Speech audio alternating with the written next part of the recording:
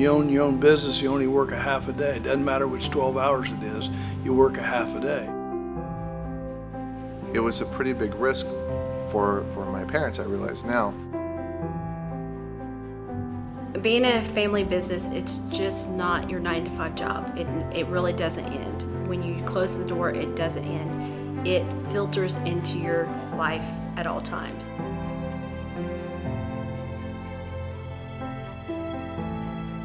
I was confident because I knew Bruce wouldn't fail. It's hard for me to remember what it was like not being a part of the family business. Looking back, I obviously realize it was, from a long-term perspective, the best move he could have made.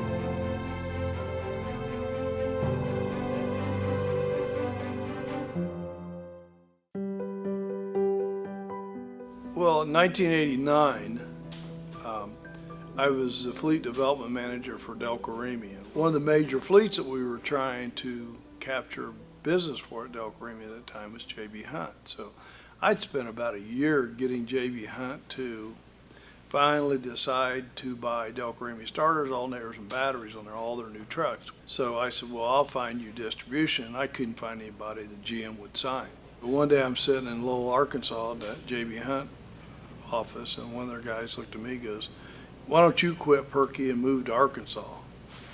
And you look at him, I got 3 kids getting ready to go to college. I go, you want me to quit GM after 20 years and move to Arkansas? He goes, yeah, we'll support you. One day he came home and we sat at the kitchen table and he goes, honey, you know how I said, I want to start our own business? And I said, yeah. And he said, we've got the opportunity.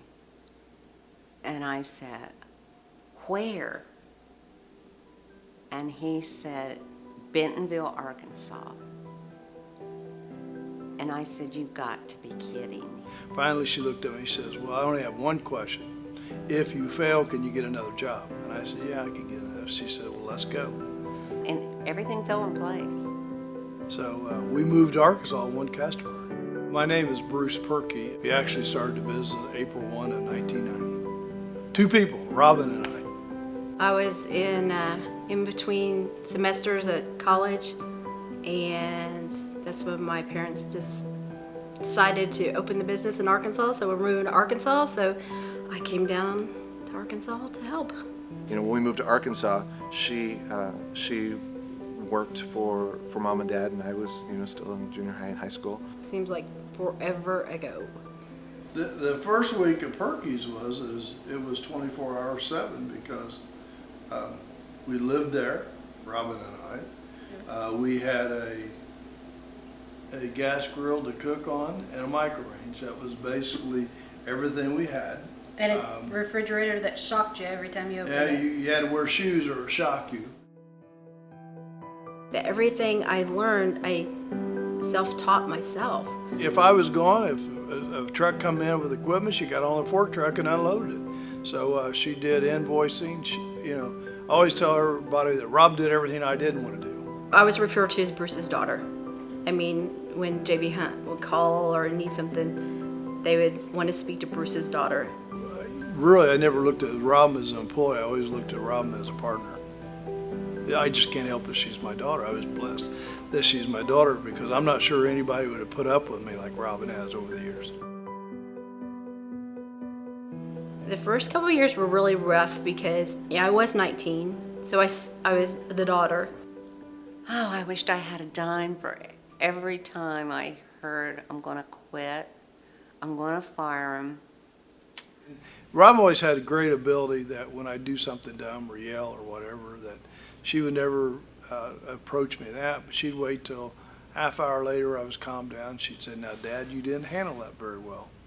And that'd always make me feel good, and I'd be good for a week or something, and I'd probably be back at it again. I remember the first time Bruce came in and said, I need a bill of lading. I said, okay. I said, Robin, what's bill of lading? She goes, I don't know. We were just green as green could be.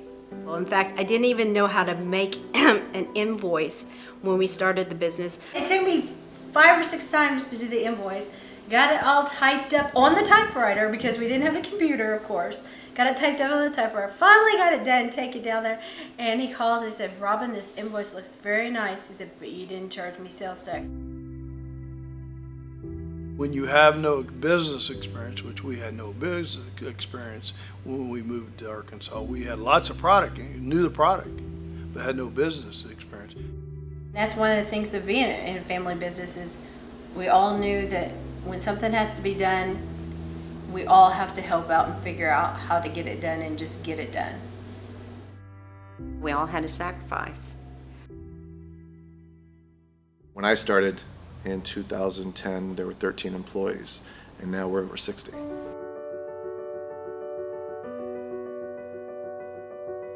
To be able to grow, you gotta have good quality people. And good quality people are hard to find. My name is Dale Henningsen. I am the chief engineer for Purkeys. My friend Dale, I had an idea how to do voltage drop automatically. He brought the idea of the voltage drop tester to Autometer, and we helped him make that a reality. I meet this real quiet, unassuming engineer, and he don't hardly say nothing. And I'm talking, a million miles an hour, and this guy's just sitting there looking at me. And he's got big eyes, and he's kind of looking. I'm thinking, you hear me? What a brilliant individual. Bruce is he's an awesome guy. He has lots of ideas, and his enthusiasm and excitement of creating and solving problems is just really appealing. We worked on some patents together, came up with several inventions and products. He's been such a godsend to me in the fact that I've always had all the ideas, didn't have the technical ability to write code, to design circuits, whatever. Dale's gave me that ability that says, not only can I have an idea, I can do something with it at the end of the day. We've worked together for years, and the things we were working on worked out really well, and the next natural step was just to merge together and continue forward. We've been a really good team in the fact that I like to come up with these ideas. Then I learned if I shut up and listen after I present the ideas, he usually had the ability to make them better. That's all it can do, and it's a track. My name is Waylon Tefteller, Director of Operations for Purkeys. Oh, Waylon. Waylon, a lot of times I say he's my work husband because I can read Waylon so easily. I can give him a hard time, but we have a good working relationship. I like working with Robin. We give each other a hard time, but she's easy to work with, and her inventory is awful high. Waylon started on the production line. So we were putting these push buttons inside this handle on this thing. This thing was really tough. You had to put soapy water on it to grease it to get it, but it was really real fine, and I thought Waylon was going to quit on us. Waylon just, to say that Waylon struggled would be an understatement. As Waylon's grown, his position's grown, and he keeps getting more authority, Waylon's good. Since I've been here, Waylon had several promotions and really done a fantastic job at all of them. My name's Larry Rambo. I'm a sales and service engineer with Purkeys. Our longest tenured employee, other than Robin and myself, is Mr. Larry Rambo. The running joke's always been is, I've been here, again, almost 23 years now, and I never even filled out an application, so. Larry was always driven to be knowledgeable. Larry always told me, I want to know everything you know. I said, and I always told him, Larry, have bigger dreams than that. Larry worked very, very hard to emulate all the things I did, that he could be that knowledge base. That APU is pulling off all 8 batteries. I don't know how many times I listened to him do a training presentation before I ever did one, but, it finally did, soak in, obviously. He's been here through thick and thin, through good times, bad times, but I've always known where Larry stands. Larry's always had our back. My name is Jimmy Fielding. I am manager of technical services. I hired Jimmy as a high school kid. He couldn't have been maybe a freshman or a sophomore in high school. I was 17 years old when I started. I mean, Jimmy was a kid. He was a young kid, and he was just there to work. My first job was tearing down starters and alternators and prep work. The thing that always impressed me was I had to tell him once. I got it, Bruce. Working for Bruce back in the day was an adventure. When he wanted things, he wanted them done, right away, and I listened to him, and I've learned a lot from him. There's a lot of the kids I'd had to go check to see if I did what I said. Never Jimmy. He's kind of progressed up the ladder since that. Always tell everybody is, God, if I could ever figure out how to unscrew your ears and take the top of your head off and pour all that information in, wouldn't that be wonderful? But it doesn't work that way. All you can ever do is teach people. In this particular case, you could either charge off the stinger cord. He's a very good trainer, but then he's got so much knowledge he's hard to keep up with sometimes. Bruce has taught me a lot over the years, and he's taught me not to assume people know what you're saying and follow up on everything. Both Jimmy and Larry, as you taught them over the years, and a lot of them, they were very self-starters, so, I taught them different things. Larry was more out on the vehicles doing that kind of stuff. Jimmy was more in the shop. I like to think I put out the effort to be noticed. They both have a real good ability to learn, and they were both driven to learn. Now we're going to check a shorted coil. I must have done something right, and Bruce must have done something right, that we've been together for almost 23 years. Not just as employee-employer, but as friends and family. Really, I can't remember Purkeys without Larry. They have been part of the business so long that it's just normal for me to think of them as an extended family. When we first started out, our whole focus was selling starters, alternators, and batteries. And it's kind of morphed into other things. But really what we do in these days is we look at people, go in, look at their problems, figure out what their problems is, and make everything better. Understand what the problem is, come up with a solution, and then make the processes easier to do it right than it is to do it wrong, because that's how you guarantee success. That's how you guarantee somebody will use that product. 5 years ago, Justin had a break and he was running his own consulting business, and he'd come back and he said he'd do some consulting work for us. The worst case, this is another consulting job. I come and I see where I can help, I help out, and then I go back to my life in Washington and continue to do the consulting there. Or it could be something much longer term, and that's what ended up happening. Justin has such a strong background in his field, in education and finance, that I knew he had a lot to bring to the business, our company, to help it grow. I wanted nothing to do with this business. Because when I was very young, in summers my dad made me work, and I hated every second of it. I think sometimes you have to be smart enough to recognize potential and put the energies in to do what we have. And we've done that the last 5 years. The plan was to just observe for a while and to see what was working, what wasn't working. Justin basically came to us with ideas.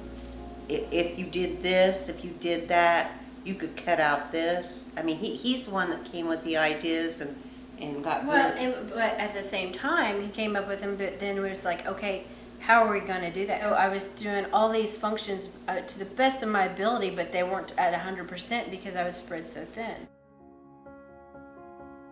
When I came back in 2010 and I saw sort of the state of operations, I saw there were a lot of overworked people in the office. And I saw that my mom was hanging out at home.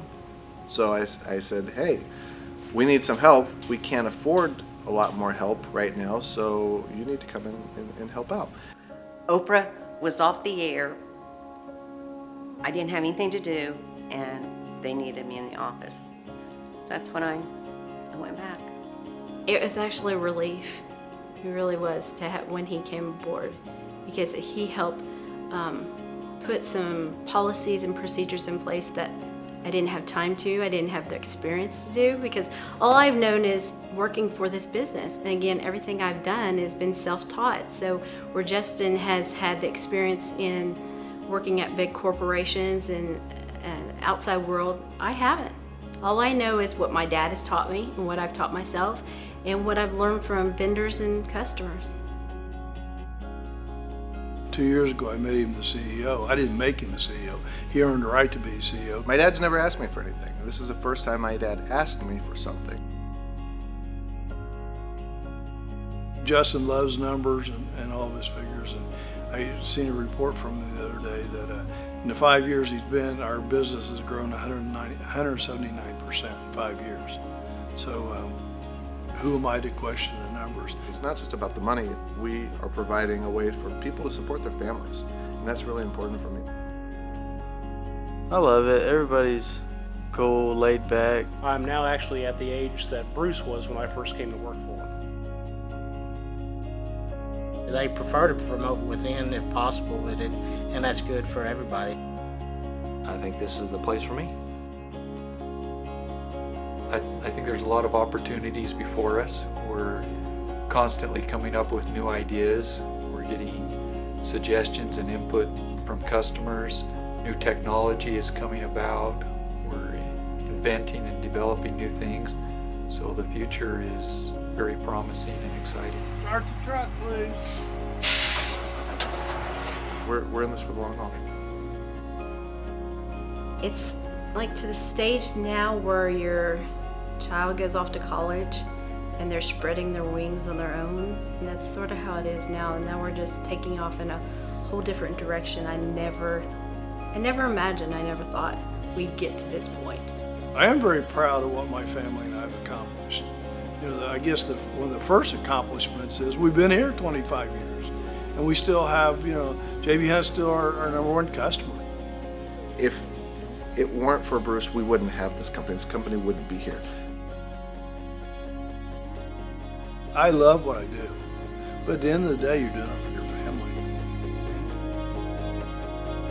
The only reason people listen to us is because of the Purkey name, and Bruce built that. My dad has worked really hard to make a name for himself in this industry, and I hope that our business is an extension of his legacy.